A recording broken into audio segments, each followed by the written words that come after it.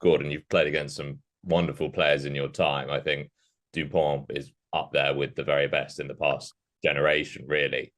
Um, when you play against him, and obviously last time Leinster played Toulouse, he actually went to fly half pretty early on because Ntamak went down, so it maybe slightly changed things. But say that axis stays for the full 70, 80 minutes before one of them is hooked potentially. Do you put him down as just another player, only one man, or do you think it's more effective to call a spade and say he can do anything at any point and create a sort of mitigation strategy for those instances? Yeah, so I've again played with played against some incredible French scrum halves. So like Elisald, yeah, Shvili, like players like that who just can create something out of nothing. Michalak, all these guys. I think the way we've been successful against scrum halves like that is you accept they're going to do something that you can't defend, you can't plan for, you can't preempt for, and you just rely on good defenders to be able to deal with it and good generals on the field to be able to scramble back into a point.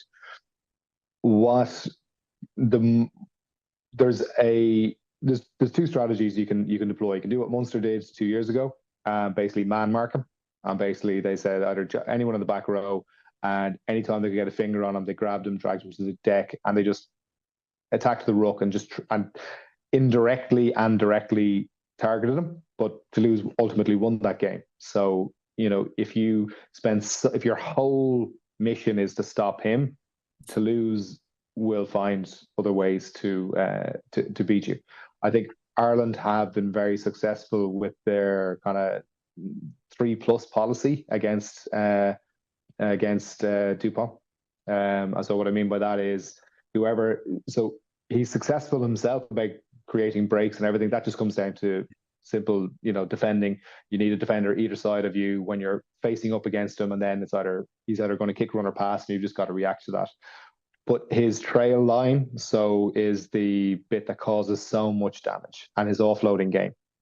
So that kind of policy of 3+ is, so when somebody is looking for the offload on the Toulouse side, whoever is on that inside, once they have seen Dupont on a trail line, they have to follow him and they have to pick him up.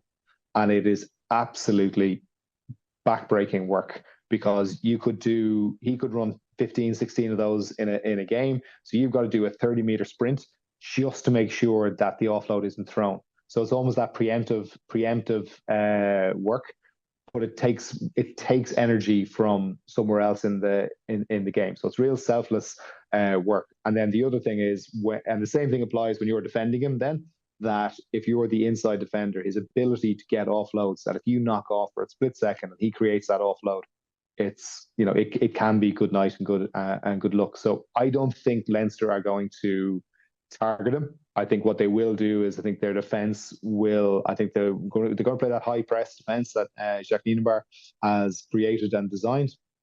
They're going to go up high. It's going to put an awful lot onto him that he's going to carry an awful lot more and look to create.